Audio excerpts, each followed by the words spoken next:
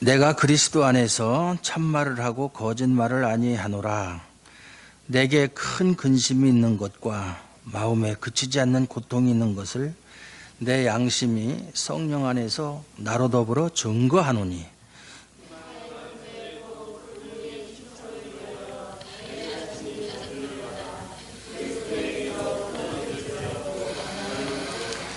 저희는 이스라엘 사람이라 저희에게는 양자됨과 영광과 언약들과 율법을 세우신 것과 예배와 약속들이 있고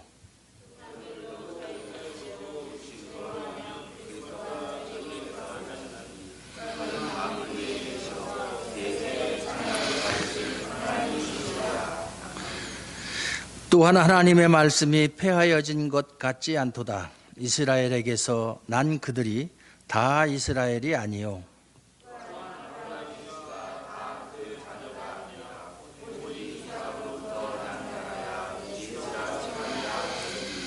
곧 육신의 자녀가 하나님의 자녀가 아니라 오직 약속의 자녀가 씨로 여기심을 받느니라.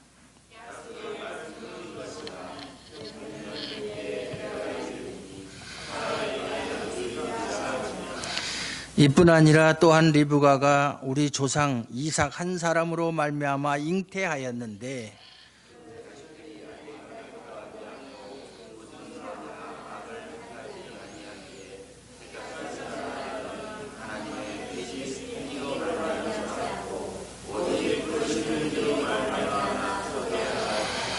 리브가에게 이르시되 큰 자가 어린 자를 섬기리라 하셨나니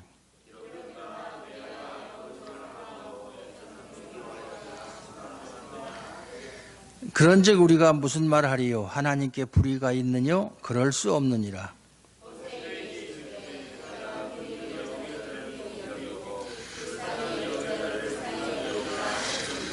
그런즉 원하는 자로 말미암음도 아니요 다른 박질하는 자로 말미암음도 아니요 오직 긍휼히 여기시는 하나님으로 말미암음이니라.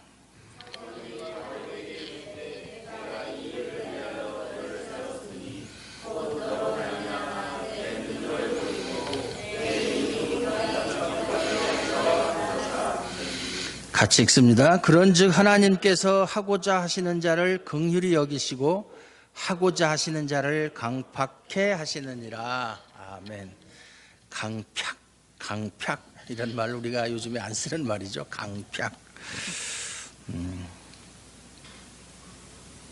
이것이 결론이에요. 하나님께서 하고자 하시는 자를 긍휼히 여기시고 하고자 하시는 자를 강팍해 하시느니라. 이거 모든 것이 하나님의 절대적인 주권하에 있다. 그 말씀이죠. 인간이 거기에 대해서 이의를 제기할 수 없다. 하나님이 하시는 일에 대해서. 왜 그렇게 하셨습니까? 제 생각은 이렇게 하는 게 좋은데 그렇게 하는 건 불공평하지 않습니까? 이런 말을 할 수가 없다는 얘기죠. 신자와 불신자, 그리스도인과 비그리스도인, 가장 큰 차이점이 무엇일까? 여러 가지가 있겠죠. 물론 가장 궁극적인 차이는 구원을 받는 것과 구원을 받지 못하는 것. 또 여러 가지 이야기하자면 수십 가지, 수백 가지도 더 되겠죠. 그러나 저는 그것을 전부 다 이렇게 합쳐서 한마디로 이야기하면 신자는 인생이 무엇인지를 아는 사람이고 불신자는 인생이 무엇인지 그 답을 모르고 사는 사람들이다. 이렇게 정의하고 싶어요. 제 생각이에요. 제 생각. 여러분이 거기에 대해서 동의를 하시든 안 하시든 그건 상관이 없고 제 생각이 그렇다. 제가 지나온 날을, 제 개인적인 지나온 날을 회상해 봐도 저도 젊었을 때는 소위 말해서 잘 나가던 때가 있었고 참 무서운 것도 없었고 두려운 것도 없었고 부족한 것도 없었고 모든 것이 제가 마음먹은 대로 다 되던 때가 있었어요. 그러면서도 밤만 되면 모든 것이 다 끝나고 저녁에 이제 잠자리에 들게 되면 오늘 하루 있었던 일들, 세상 사람들이 볼 때는 참 부러워하는 일들이에요. 실컷 쓰고 실컷 마시고 실컷 놀고 내가 하고 싶은 일 있으면 다 하고 뭐 예를 들면 회가 먹고 싶다 그러면 서울에서 근무했는데 보통 사람은 회 먹고 싶으면 어디 가요? 뭐 일식집 가서 회를 먹겠죠. 저는 아니에요. 비행기 타고 제주도 가서 회 먹고 다시 서울로 와요. 얼마나 완전히 부르주아죠. 부르주아.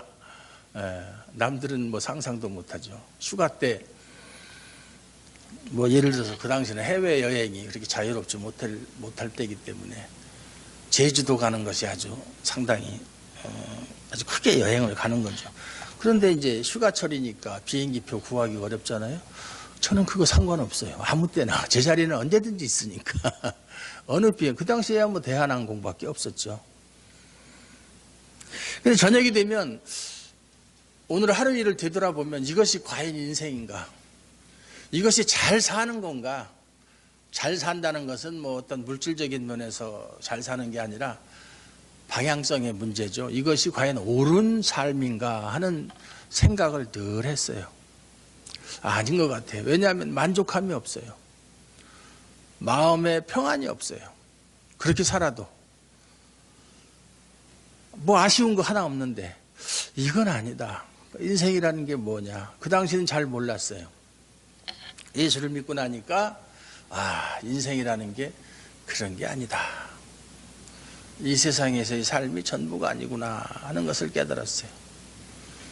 마태복음에 보면 예수님께서도 사람이 온 천하를 얻고도 제 목숨을 잃으면 무엇이 유익하겠는가? 무엇으로 제 목숨을 바꾸겠느냐? 거기서 말하는 목숨이라는 것이 뭐 우리가 살아서 숨쉬는 그런 단순한 생명이 아니라 영원한 삶을 말하는 거예요. 영원한 삶이 주어지지 않는다면 그 사람이 어떠한 사람이 되든 무엇을 가졌든 무엇을 하든 그게 무슨 의미가 있겠는가 그 말이에요. 요즘엔 시대가 발달해서 제가 옛날에 근무를 할 때 제가 존경하던 선배님들이나 또 친하게 지내던 사람들 소식을 다 인터넷을 통해서 알 수가 있어요. 뭐 그 사람들이 뭐 단순한 이런 일반인이 아니고 고위 관리직에 있는 사람들이기 때문에 다 쳐보면 이름만 쳐도 다 나와요. 물론 동명이인이 쭉 나오지만 거기 보면 뭐 정무직 공무원 뭐 이런 전 뭐 국회의원이라든지 무슨 뭐 기업 이렇게 쭉 동명이인도 있지만 제가 찾고자 하는 사람이 있어요. 보면 다들 돌아가신 분들이 많아요. 물론 뭐 제가 20대 70년대죠. 70년대 후반에 태어나신 분도 있지만 전 70년대 초반 얘기하는 거예요. 그때 그분이 그 당시에 40대에 있었어요. 제가 말하는 분들이 거의 다 돌아가셨어요. 엊그저께 돌아가신 김영삼 전 대통령도 제가 어려서 저희 고향에서 국회의원을 출마했고 유세할 때 우리 집 와서 이렇게 하고 그랬기 때문에 제가 어려서부터 잘 알고 그랬던 분인데 또 중고등학교 대학교 선배고 그러니까 그런데 그분은 오래 사셨죠. 89세 88세는 만이고 89세예요. 오래 사셨어요. 대부분 70대에 다들 돌아가셨더라고요. 인생이 참 허무한 거죠. 대통령을 했든 무엇을 했든 뭐 대기업의 회장을 했든 참 짧은 인생 살다 가셨다 다들. 그런 짧게 살았든 길게 살았든 그건 아무 의미가 없어요. 전도서에 있는 말씀처럼 솔로몬이 그런 말을 했어요. 다윗 왕의 아들 솔로몬이 사람이 태어나서 사는 것이 이게 무슨 의미가 있느냐. 차라리 내가 어머니 뱃속에서 태어나자마자 죽었더라면 인생의 고뇌를 느끼지 않았을 텐데. 쇼펜하우어적인 말이죠. 쇼펜하우어가 그랬죠. 사람은 태어나면 일찍 죽는 게 좋고 태어나지 않는 게 더 좋다. 인생의 고뇌가 그렇게 깊다는 얘기죠. 성경에도 보면 인생의 고난이 불티가 나름과 같다. 고난 없는 인생은 없다는 얘기죠. 그럼에도 불구하고 그리스도인은 자기가 살아야 할 이유가 있고 목표가 분명해요.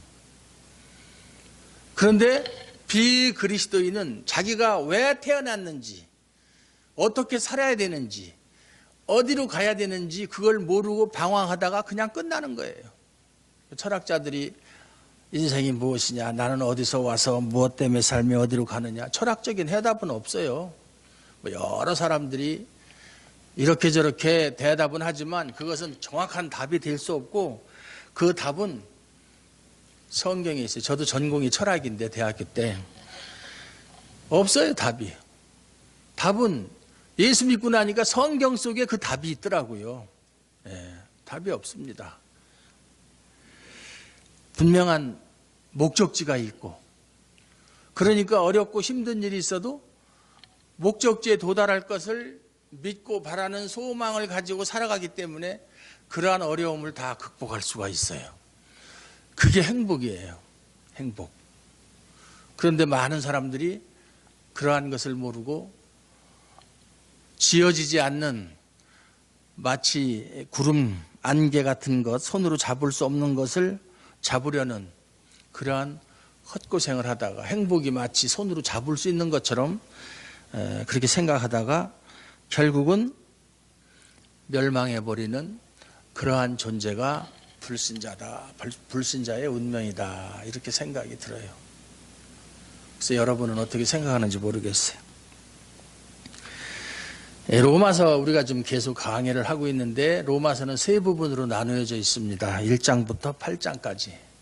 지난주에 8장까지 마쳤는데 8장은 교리 부분이에요. 교리.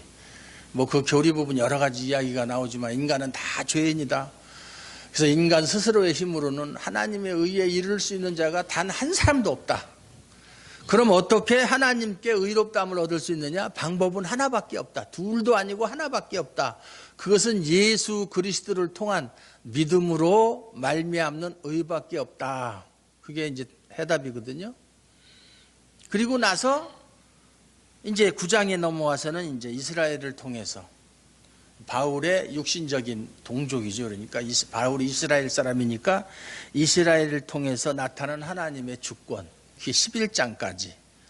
그 다음에 12장부터 16장까지 있는데, 그것은 이제 그리스도인의 실천적인 삶에 대해서 이야기하고 있는 부분이에요. 세 부분으로 나눠져 있어요. 그래서 대부분 이제 사람들이 강의를 할 때 8장까지만 하고서 끝나는 경우가 많아요. 교리만.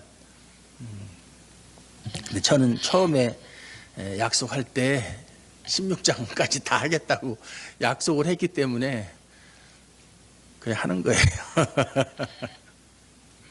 할 거는 참 많은데, 사실상 신약성경 맨 앞에는 마태복음, 쉬운 것 같죠? 성경은 쉬운 성경이 하나도 없어요. 마태복음을 제가 천안에 있을 때 했는데 한 2년 반 정도 걸렸죠? 마태복음 하는데 그것도 빨리 한 거예요. 마태복음 또 28장까지 있기 때문에 그거를 주일날마다 하는데 2년 반 정도 걸렸어요.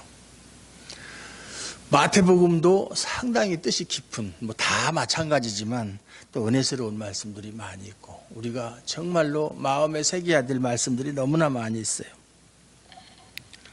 바울은 우리가 잘 아는 대로 이방인의 사도로 부르심을 받은 사람이죠. 다메섹 도상에서 부활하신 예수님을 만나서 회심을 하고 이방인의 사도로, 자기가 원한 것이 아니라 예수님으로부터 이방인의 사도, 이방인을 위한 그릇으로 내가 너를 택했노라. 우리가 그리스도인이 된 것도 우리의 의지로, 우리의 노력으로 된 것이 아니라 하나님의 계획 속에서, 영원한 계획 속에서 선택받아서 이렇게 된 것인 거나 마찬가지죠. 직분도 마찬가지예요. 사람이 준 것 같지만 사람이 준 직분은 없어요. 이방인의 사도로 이방인들에게 복음을 전하다 보니까 이방인들이 복음을 듣고 회개하고 하나님의 자녀가 되는 그런 기쁨을 아주 만끽하는데, 그러면 그럴수록, 그런데 왜 원래부터 하나님께 선택을 받은 내 동족 이스라엘은 예수를, 복음을 거부하는가? 그렇게 살다가는 정말로 망하고 마는데, 그걸 생각하니까 늘 마음이 아픈 거예요. 그래서 오늘 바울이 간증이에요. 내가 그리스도 안에서, 바울이 잘 쓰는 말이죠. 그리스도 안에서 참말을 하고 거짓말을 아니하노라. 내게 큰 근심 있는 것과 마음에 그치지 않는 고통이 있는 것을 내 양심이 성령 안에서 나로 더불어 증거한다. 그러니까 성령 안에서 내 양심이 증거하는 바다. 그러니까 거짓이 전혀 없다, 그런 얘기죠. 나의 형제 곧 골육의 친척을 위하여 내 자신이 저주를 받아 그리스도에게서 끊어질지라도 원하는 바로라. 무슨 얘기냐면 자기는 정말 하나님께 저주를 받아서 모세가 이야기한 것처럼 구원에서 줘야 되는 그러한 벌을 받을지라도 자기 형제, 골육, 친척 이런 사람들을 위해서 내가 뭔가 할 수 있다면, 그 사람들이 나로 말미암아서 복음을 받아들이고 구원을 얻을 수 있다면 난 그것으로 족하겠다. 자기 형제나 골육, 친척에 대한 아주 깊은 사랑을 나타내는 거예요. 우리 믿는 사람들이요, 가장 먼저 전도해야 될 대상이 자기 가족, 친척이에요. 그러고 나서 그 다음에 점점 멀리 친구라든가 이렇게 저 멀리 있는 사람 찾아가서 복음을 전할 것이 아니라 가까이 있는 육신의 부모, 형제, 자매 또는 친구, 같이 일하는 직장 동료라든가 이렇게 가까이 있는 사람부터 복음을 전해서 예수 믿게 하는 것이 순서예요. 저주를 받아도 자기는 원하는 바로다. 그렇다고 해서 바울이 하나님으로부터 저주를 받거나 그런 일은 없어요. 그만큼 자기 민족, 자기 동족을 사랑한다는 얘기죠. 모세도 그랬어요. 이스라엘 백성이 애굽에서 나와가지고 광야 생활을 할 때 뻑하면은 하나님을 원망하는 거예요. 그러니까 하나님이 내 이 민족을 다 그냥 다 없애버리겠다. 그러니까 모세가 뭐라고 간청을 합니까? 제 이름을 생명책에서 흐릴지라도, 지워버릴지라도 그렇게 하시면 안 됩니다. 그렇게 하시면 안 됩니다. 그렇게 기도하는 모습이 나타나잖아요. 출애굽기에 보면. 바울 역시도 자기 동족들이 예수를 안 믿다가 이대로 살다가 이대로 죽으면 그 결과는 너무나 비참한데 그들이 예수를 거부하는 것을 보고 너무나 마음이 아프다. 그들은 다른 이방인들과는 절대적으로 다른 위치에 있는 사람들이고 하나님의 은혜를 누구보다 많이 받은 사람이에요. 여기 보면은 4절부터 저희는 이스라엘 사람이라 저희에게는 양자됨과 하나님의 양자됨과 영광과 언약들과 율법을 받았죠. 모세로부터, 모세를 통해서. 그 다음에 하나님께 제사 드리고 예배 드리는 예배의 약속들이 있고, 조상들 아브라함, 이삭, 야곱, 모세, 다윗 이런 사람들이 다 이스라엘의 사람들의 조상이에요. 저희에게서 또한 그리스도, 예수님도 이스라엘 사람이잖아요. 육신적으로 말하면 그리스도가 저희에게서 나셨으니 만물 위에 계셔서 세세의 찬양을 받으신 하나님이신 예수 그리스도도 이스라엘 사람들 중에서 태어났다. 얼마나 많은 특권과 그런 혜택을 받은 민족인가. 그런 민족이 이스라엘 말고는 없어요, 이 지구상에. 그럼에도 불구하고 예수님을 거부하고 예수님 오셔서 복음을 전할 때 그것을 거부하고 결국은 한 강도를 살려주고 예수님을 십자가에 못 박게 내어준 사람들이 이스라엘 사람들이에요. 또한 바울 자신도 이방인의 사도로 부르심을 받아서 복음을 증거할 때 가장 바울을 괴롭힌 사람들이 유대인들이에요. 유대인들. 이방 사람들이 아니고. 그래서 바울의 간증을 보면 내가 동족의 위험과 동족들이 자기의 원수가 됐어요. 막 죽이려고 40명이나 되는 사람이 바울을 죽이기 전까지는 우리가 먹지도 않고 마시지도 않겠다 이렇게 결의를 다지고 어떻게 하든지 바울을 죽이려고. 그럼에도 불구하고 바울은 동족을 위해서 이렇게 애끓는 마음이 있었다. 이게 이제 사랑이죠. 이게 진실한 사랑이에요.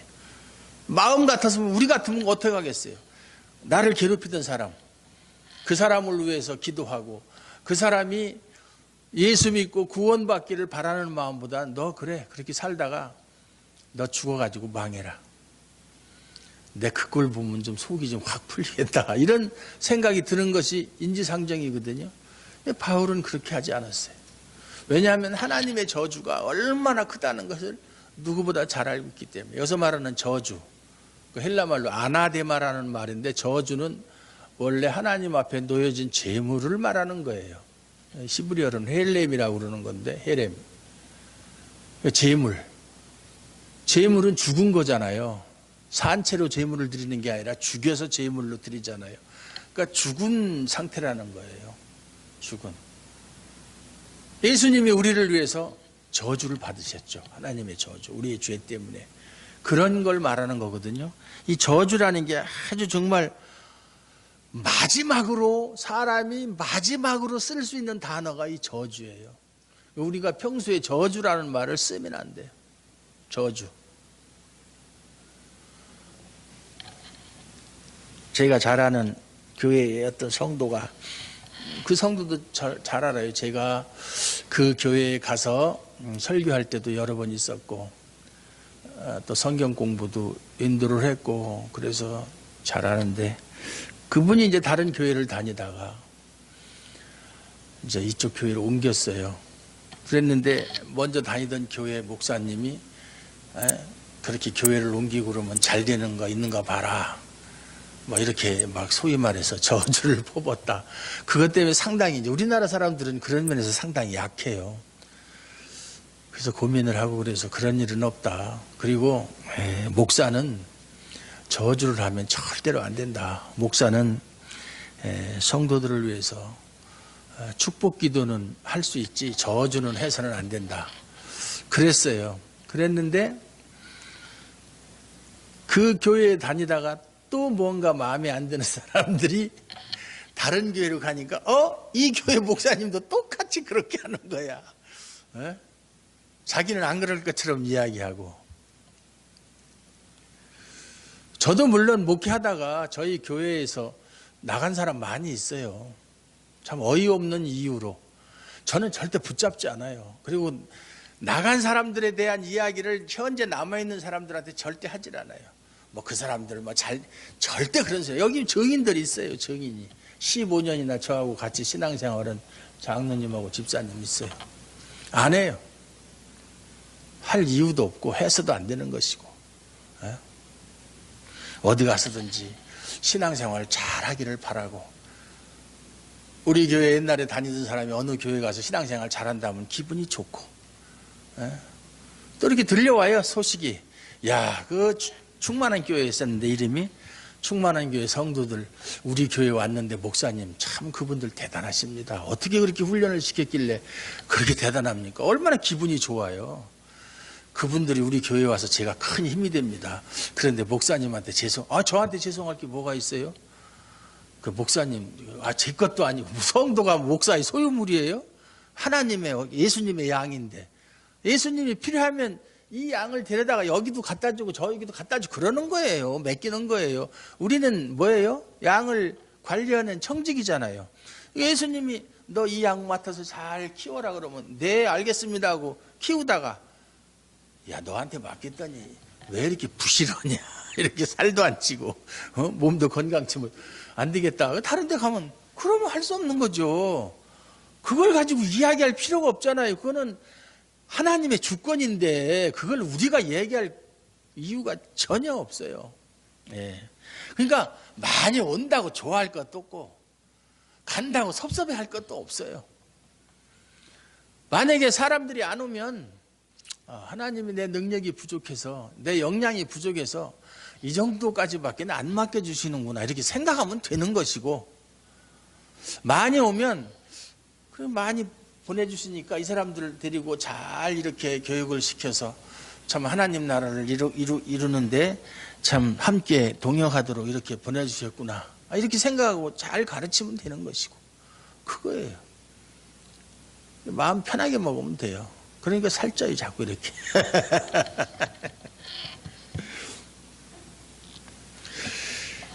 늘 그것에 대해서 바울이 아프게 생각했는데 가만히 생각해 보니까 그것이 아니구나. 하나님께서 처음에 이스라엘을 민족적으로 선택을 하셨는데 그 이스라엘이 정말 육신적인 이스라엘이 아니었었구나. 그걸 얘기하는 거예요. 또한 하나님의 말씀이 폐하여진 것 같지 않도다. 이스라엘에게서 난 그들이 다 이스라엘이 아니다. 하나님은 육신을 따라서 혈통을 따라서 뭐 선택하고 유기하고 버리고 그러는 분이 아니시구나. 또한 아브라함의 씨가 다 그 자녀가 아니라 오직 이삭으로부터 난 자라야 내 씨라 칭하리라 하셨으니, 뭐 갈라디아에서도 나온 말씀이죠. 또 육신의 자녀가 하나님의 자녀가 아니라 오직 약속의 자녀가 씨로 여기심을 받느니라. 약속의 자녀, 언약의 자녀죠. 그것은 이스라엘이든 비이스라엘이든 큰 상관이 없다는 얘기예요. 혈통은 중요하지 않다는 거예요. 약속을 받았느냐 못 받았느냐. 우리도 마찬가지죠. 이 중에 약속을 받은 자녀도 있고 뭐 약속을 안 받은 자녀가 있는지 없는지 그건 제가 몰라요. 그것까지 알면은 큰 천기누설이죠. 그거는 아니고 몰라요. 중요한 것은 하나님의 약속의 자녀, 하나님의 약속 안에 들어있지 않으면 그건 진짜 곤란한 거죠. 그건 곤란한 거예요. 내가 하나님의 약속 안에 들어있는 하나님의 자녀인가 아닌가는 여러분 스스로가 판단할 문제예요. 여러분이 한번 생각해 볼 문제. 저는 몰라요. 약속의 말씀은 사라에게 나타나셔서 하나님의 명년 이맘때 네가 아들이 있으리라 이렇게 약속을 하고 나서 하나님이 이삭을 주셨잖아요. 그때 나이가 아브라함이 100세, 사라가 90세예요. 90세. 그러니까 아이를 낳을 수 있는 시기가 지났죠. 능력이 없죠. 90세 먹은 할머니가 어떻게 아이를 낳아요? 100살 먹은 할아버지가 어떻게 아이를 낳아요? 만약에 젊었을 때 하나님께서 약속해서 만약에 75세 때 하나님이 처음으로 아브라함을 만나셔서 약속을 하셨는데 그때 낳았으면 75세면 가능하죠. 그때 나이로 사라는 65세. 65세에 지금 같으면 힘들죠. 지금 같으면. 그러나 그 당시는 사람들이 수명이 길었으니까 그래도 가능할 수 있겠다 그러는데 90세, 100세 이건 불가능하죠. 성경에서도 보면 뭐 태가 다쳤다고 그랬으니까 이제 아이를 낳을 수 없는 그런 상태죠. 하나님께서 약속하셨으므로 약속으로 말미암아 얻은 아들 이삭, 그 전에 이스마엘이라는 아들을 아브라함이 그 자기 아내의 하녀 하갈에게서 얻었어요. 아버지는 같지만 이제 어머니는 다르죠. 그러나 그것은 약속의 자녀가 아니다. 이스마엘에 대해서는 하나님이 약속하신 법이 없으니까, 적이 없으니까. 이삭에 대해서만 약속을 하셨고, 그래서 이삭의 후손만이 언약의 자손, 약속의 자식이다. 이런 것처럼 아브라함에게서 태어났다고 해서 다 약속의 자녀가 아니라는 것을 설명하기 위해서 이삭과 이스마엘을 예를 들어서 설명하시는 거예요. 그러면 사람들이 생각할 때 그래, 이스마엘은 몸종에서 난 자식이고 이삭은 사라에게서 정식으로 정부인에게서 난 자식이니까 그런 거 아니냐. 그럴까봐 또 이제 그 다음 세대인 이삭의 부인이 리브가죠. 리브가가 낳은 아들이 둘이잖아요. 쌍둥이 아들 에서와 야곱. 그건 아버지도 같고 어머니도 같아요. 그걸 예를 들어서 한 뱃속에 두 아이가 있는데 여기 보면은 10절 이뿐 아니라 또한 리브가가 우리 조상 이삭 한 사람으로 말미암아 잉태하였는데 몇 살 때 낳은 줄 아세요? 이삭이 몇 살 때 야곱과 에서를 낳았는지 아세요? 이삭이 결혼은 몇 살 때 했는지 아세요? 40살에 결혼했어요. 이삭이. 지금도 40에 결혼하면 늦다고 그러죠. 물론 제 친구 중에 46세에 결혼한 친구도 있어요. 고시 공부하다가 서울법대 나와가지고 고시 공부하다가 안 돼가지고 꼭 한 과목에서 떨어져가지고 안 돼가지고 46세까지 그냥 고군분투하다가 나중에 이제 목사가 됐는데 왜 웃으세요? 목사가 좋죠. 판검사가 좋아요? 판검사 그거 별거 아니에요. 우리 형제님도 그 자식들이 아직 나지도 아니하고 무슨 선이나 악을 행하지 아니한때, 뱃속에 있는 애들이 무슨 선이나 악을 행할 수가 있어요? 택하심을 따라 되는 하나님의 뜻이 행위로 말미암지 않고 오직 부르시는 이에게로 말미암아 서게 하려 하사 리브가에게 이르시되 큰 자가 어린 자를 섬기리라 하셨나니 기록된 바 내가 야곱은 사랑하고 에서는 미워하였다 하신과 같으니라. 한 뱃속에 있는 형제 쌍둥이인데도 내가 형이 에서죠.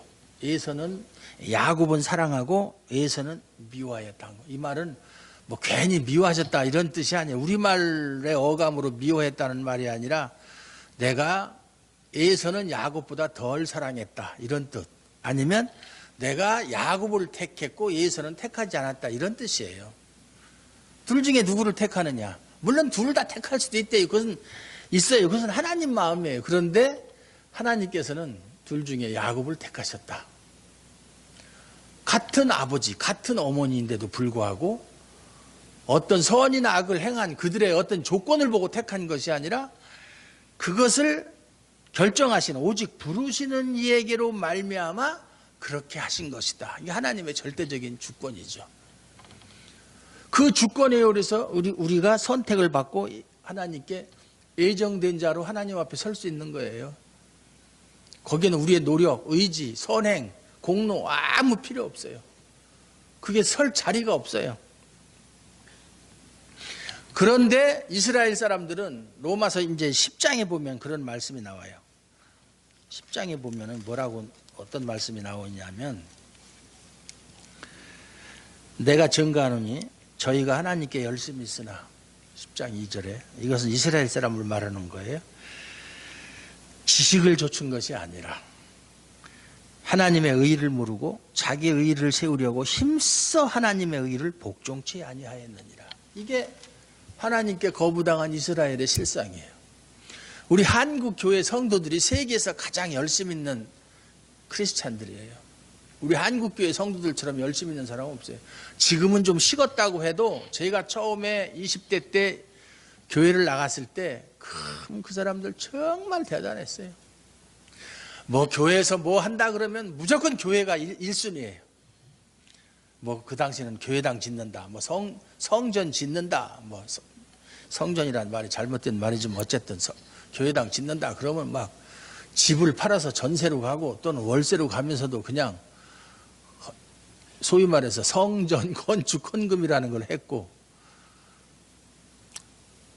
그렇게 열심히 있던 사람들이 뜨겁게. 그런데 그런 열심이 중요한 게 아니라 제대로 하나님을 제대로 알고 신앙생활을 해야 돼요.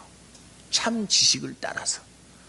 잘못된 지식을 가지고 열심히 하는 것처럼 위험한 게 없어요. 잘못된 방향으로 열심히 달려가는 것보다 진리에서 멀어지는 게 없어요. 그렇잖아요. 한국교회의 약점이 그거예요. 열심은 있고 얼마나 뜨겁게 기도합니까? 얼마나 열심히 전도합니까? 지금은 많이 식었어요. 지금은 뭐 예를 들어서 뭐 성전 건축한다 그러면 집 팔아서 바칠 사람 없어요. 또 그것이 또 합당하지도 않고, 하나님께서 시대마다 그때마다 필요한 일을 하시는데 그 당시는 교회당이 많지 않았기 때문에 교회당 세우는 것이 교회의 사명일 수도 있었어요. 지금은 그게 필요 없어요. 지금 비싼 돈 들여가지고 일주일에 몇 번 안 쓰는 그런 건물을 수백억, 어떤 교회는 수천억씩 들여서 건물을 짓는다? 하나님이 미워하시는 일이에요. 그거는 잘하는 일이 아니라. 근데 하나님의 생각은 그렇지 않은데 구시대적인 생각으로 이렇게 하면 하나님이 기뻐하실 것이다. 하나님이 다 하셨다. 뭘 다 해? 다 하기는. 아주 잘못 착각하고 있는 거예요. 아니에요. 지금 교회당 짓는 거 하나도 중요하지 않아요. 오히려 많은 돈을 들여서 교회당을 짓는 거 하나님이 싫어하시는 일이라고 저는 확신을 해요. 필요 없는 일이에요. 지금 교회당이 얼마나 많아요. 그런데 단점이 뭐냐면은 참 지식이 없이 잘못된 지식을 가지고 열심히 신앙생활을 한다. 제가 이제 그 기독교 TV를 잘 안 보는데 어제 그저께는 참 기독교 TV를 참 오랫동안 안 봤다. 그러고서 한번 틀어봤어요. 그때 어떤 큰 교회 한 몇만 명 모이는 교회 목사가 설교를 하는데 무슨 설교를 하느냐 하면 북이스라엘의 아합 왕 있죠. 이세벨의 남편. 아주 그 악한 왕. 그 왕이 못된 짓을 많이 했잖아요. 남의 물건도 빼앗고 그냥 많은 사람을 죽이고 그렇게 하고 또 그 이세벨이가 그 시돈 사람인데 시집 올 때 그 우상을 가지고 와서 그 아세라와 바알을 섬기도록 그 우상에 빠지게 한 장본인이에요. 그래서 하나님께서 그를 저주하고 선지자를 통해서 너 이제 너에게 재앙을 내리겠다. 그러니까 그 소리를 듣고 회개를 했어요. 물론 일시적인 회개지만 그러니까 하나님께서 그럼 너에게 내릴 재앙을 너한테 내리지 않고 네 자식 때에 내리겠다. 그 본문을 가지고 설교하는 거예요. 그 자식이 누구냐면 아하시아라는 왕이에요. 2년밖에 왕 노릇을 못했는데 그 아하시아는 자기 아버지보다 더 악한 왕이에요. 그래서 결국은 뭐 좋지 않게 끝났죠. 당연히. 그걸 가지고 설교하면서 여러분이 뭘 잘못하면 여러분이 하나님께 벌을 받는 게 아니라 여러분 자식이 벌을 받는다. 여러분 자식이 잘 되기 바랍니까? 자식 잘 되기 바라지 않는 부모가 어디 있어요? 잘 되기 바라려면 여러분이 의인이 돼야 된다. 나는 의인이 돼야 된다는 말 처음 들어봤어요. 의인이 어떻게 의인이 되는데 제가 그 자리에 있었으면 목사님 의인이 되려면 어떻게 해야 됩니까? 좀 질문하고 싶었어요. 의인이 되는 방법 없어요. 우리가 어떻게 의인이 돼요? 하나님이 의롭다 해야 의인이 되는 거지. 내가 의인이 되고 싶습니다. 여기도 보면은 그랬잖아요. 예?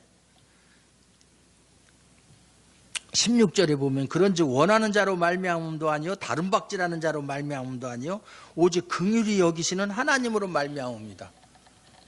우리를 의롭다 하시는 이는 하나님이세요. 그러니까 성경 어디에 너희 의롭다 함을 받아라. 뭐 의인이 되어라. 너희 뭐 뭐냐면은 거듭나라. 거듭나게 하는 것도 우리가 거듭날 수 없어요. 예? 그런 말은 없어요. 왜냐하면 그건 우리가 할 일이 아니기 때문에. 예. 근데 의인이 돼야 된다. 아니 그러면 생각해 보세요. 그러면 내가 아무리 잘해도 우리 아버지가 잘못했으면 나는 그냥 잘한 거 상관없이 하나님께 저주를 받겠네. 그죠? 그렇게 설교하는 걸 듣고 야, 참 끔찍하다 이런 생각을 했어요. 그런데 그 소리 듣고 수많은 사람들이 아멘하고 있는 거 보니까 요즘 한국교회의 큰 현상 중에 하나가 성도들을 바보로 만든다. 우민화라고 그러죠. 바보로 만드는 거예요. 네? 말도 안 되는 소리라도 목사가 하는 소리는 다 옳은 소리로 받아들이게끔 그렇게 바보로 만드는 거예요. 사람 죽이는 거죠. 영혼을 죽이는 행위죠. 네. 그래서 내가 참 깜짝 놀랐어요. 뭐 그 친구 제가 잘 아는 친구지만 변하지 않더라고요. 아무리 얘기를 해도 절대로 변하지 않아요. 사람은.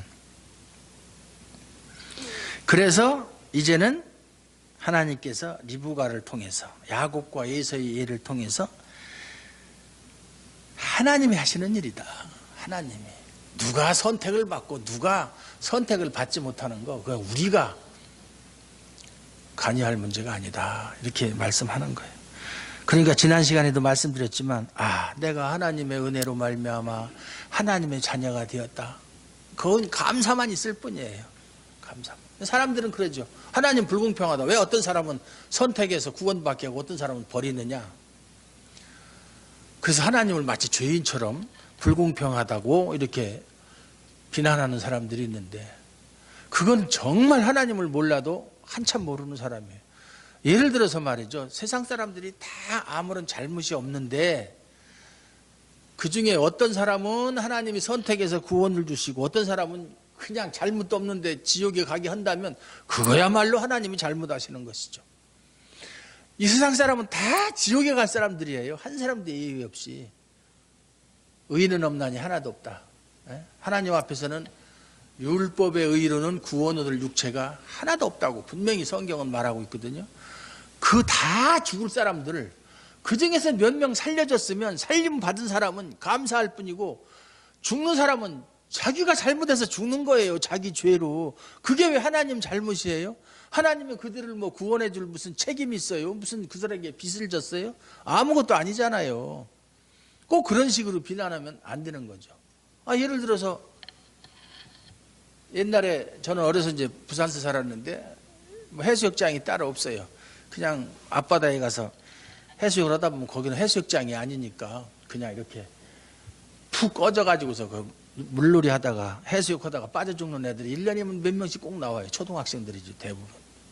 제 동생도 한번 죽을 뻔했었는데. 그런데 막 어떤 애들이 한 100명 빠져서 허우적거리고 그러는데 수영을 잘하는 사람이 한 2사람 구해줬고 나머지는 못 구해서 죽었다. 그러면 죽은 부모가 그 구해준 사람한테 가서 왜 우리 아들은 구해주지 않았냐고 따질 수 있어요? 못 따지는 거예요. 그거는. 그 사람은 아무 잘못이 없어요. 오히려 2명 살려준 부모는 그 사람한테 고마워하는 것밖에 없어요. 그런데 하나님이 어떤 사람은 버리고 어떤 사람을 택했다고 그걸 하나님은 불공평하다. 뭐가 불공평한데? 뭐가 불공평한 거 하나도 없거든요. 잘못 알고 있는 거죠. 네. 꼭 그렇게 이야기하는 사람은 자기 자신이 지금 하나님 앞에서 바르게 살고 있지 못하니까 그런 소리 하는 거예요. 네. 자신이 없으니까. 그런즉 우리가 무슨 말하리요? 하나님께 불의가 있느냐? 그럴 수 없다. 하나님 무슨 불의가 있느냐? 모세에게 이르시되, 이게 출애굽기 33장에 있는 말씀인데, 내가 긍휼히 여길 자를 긍휼히 여기고 불쌍히 여길 자를 불쌍히 여기리라 하셨다. 내가 누구를 긍휼히 여기고 그에게 은혜를 베풀던 그렇지 않든 그건 내 맘이지 너희들의 문제가 아니지 않느냐. 그런즉 원하는 자로 말미암음도 아니요 다른 박질하는 자로 말미암음도 아니요 오직 긍휼히 여기시는 하나님으로 말미암습니다. 원한다고 하나님이 나를 긍휼히 여겨주시는, 하나님 저를 긍휼히 여겨주세요. 아무리 기도해 보세요. 하나님이 하기 싫으면 안 하시는 거예요. 근데 이 기도라는 것이 잘못 배워가지고 뭔가 하나님한테 어린아이가 무슨 막 배고프다고 떼쓰면 어머니가 젖을 주는 것처럼 기도를 그런 식으로 배웠어요. 떼써서 뭔가 받아내는. 하나님은 결코 주고 싶지 않으면 때 아니라 걔가 굶어 죽어도 쳐다보지도 않아요. 그게 하나님이에요. 그래서 기도는 뭐 달라고 기도하는 게 아니에요. 그런 기도는 아주 저급한 기도예요. 하나님, 제가 하나님께 부름받은 사람으로서 하나님의 은혜를 입은 자로 어떻게 살아가야 합니까? 어떻게 하나님의 뜻을 이루어가야 됩니까? 그걸 물어보는 게 기도예요. 그래서 하나님의 뜻에 합당한 삶을 살 수 있는 능력을 달라고. 그 하나님이 기뻐하시는 기도죠. 그렇게 하는 것이지 그냥 하나님 이거 주세요, 저거 주세요, 나 이것도 필요해요, 저것도 필요해요, 이렇게 무조건 물에 빠진 사람 건져주니까 보따리 내놓으라는 식으로 그렇게 간구하는 것이 기도가 아니다. 기도가 잘못됐다 그 말이죠. 성경이 바로에게 이르시되 내가 이 일을 위하여 너를 세웠으니 곧 너로 말미암아 내 능력을 보이고 내 이름이 온 땅에 전파되게 하려 함이로라 하셨으니, 바로 잘 알죠. 모세가 가서 내 백성 이스라엘을 보내라. 하나님이 그렇게 말씀하셨다.